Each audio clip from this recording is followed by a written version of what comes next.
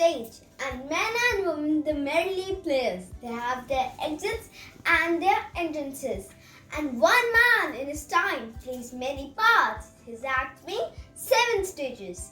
At first, the infant mewing and puking in the nurse's arm, and then the whining schoolboy with his catchel and shining morning face, creeping like a snail, unwilling to school, and then the lovers sighing like furnace with a woeful bath made to his mistress' eyebrow, and then the soldier full of strange oaths and beard like a part, jealous in honor, sudden and quick in quarrel, seeking bubble reputation even in the cannon's mouth, and then the justice in full round belly with good cap and lined, with eyes severe and beard of formal cut, full of wise sauce and modern instances, and so he plays his part.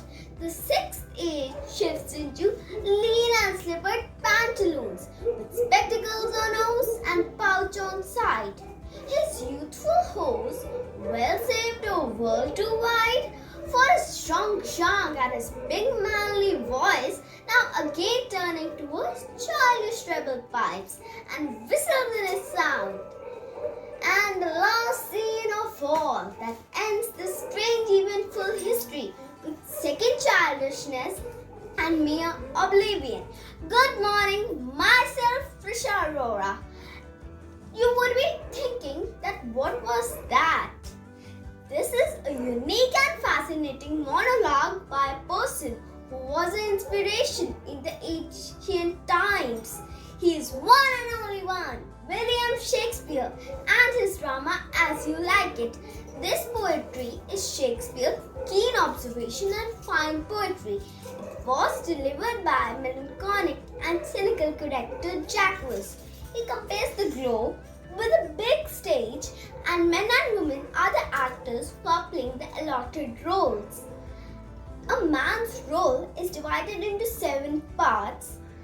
At first, infant, then a schoolboy, then a teenager who is jealous in love, followed by a soldier who is always finding simpler way to gain fame, and then a common and wise man with big tummy and formal beard. In the 6th stage, he performs as an old man with spectacles on nose and pouch on side. And in the 7th stage, he exits this play. In As You Like It, there are 2 settings. First is the court. Court means the kingdom, and second is the grassland, forest of Arden. There is a girl named Rosalind who lives in the court with his cousin Celia and her uncle Duke Frederick.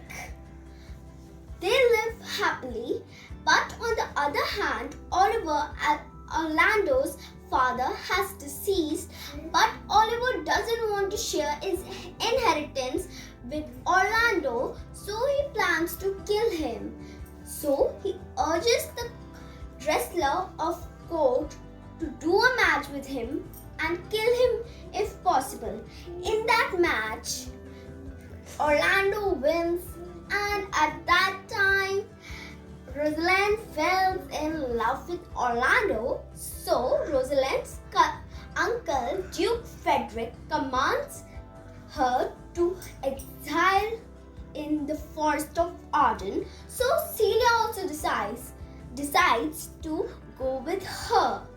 So Celia disguised as Aaliyah, Rosalind disguised as Ganymede, and Touchstone, the court jester, go to forest of Arden.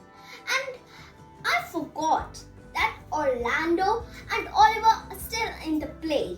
So on that hand, Orlando knows that Oliver is planning to kill him. So to find shelter, he also has to go somewhere. So he thinks that he should go to forest of Arden. Duke Senior, the father of Rosalind, he was also exiled because but Rosalind's uncle absorbed him. That was the story. So, Duke Senior accompanies Orlando, and then various instances take place, and finally it's the fun point. So in the last, all the couples marry, like Rosalind and Orlando, Oliver and Celia, Phoebe and Silvers, and Touchstone and the country girl. And the most important thing, they marry on the same day. This was the hilarious one. And then they all live happily ever after, and the story ends. This is awesome and hilarious novel by Shakespeare, and in this, Shakespeare explained how the life starts with birth and ends with death. I hope that you liked the video.